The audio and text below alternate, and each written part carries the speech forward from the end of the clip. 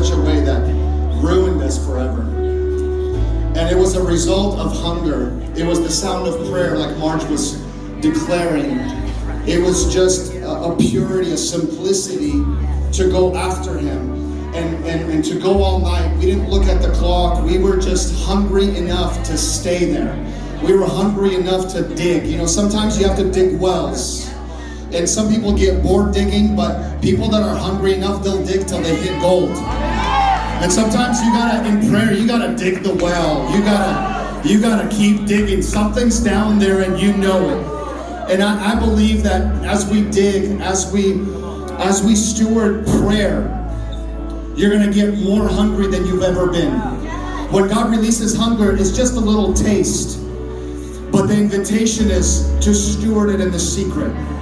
And you know, when I was sharing that story, this is my sister.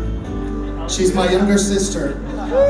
But she's the one who prayed me back to Jesus. And she's the one. She's the one that yielded to the Spirit of God in the room.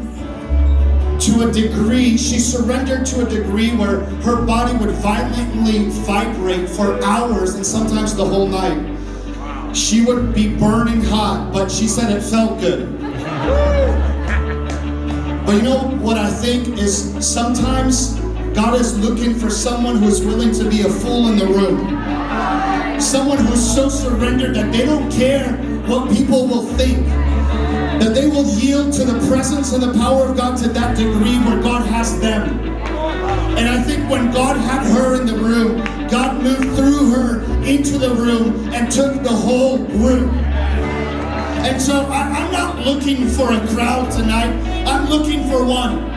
I'm looking for one that's going to say, I'm going to dig the wells. I'm going to burn for him. I'm going to steward this in the secret place. And I just want you to release something. And I want to do something right after this. I'm not like too much of a fan of like prayer tunnels, but we're going to do a fire tunnel for Gen Z. We didn't plan for this to be about Gen Z, but God did. Somehow he orchestrated this way. But what God is doing is generational. What God is doing involves fathers and sons.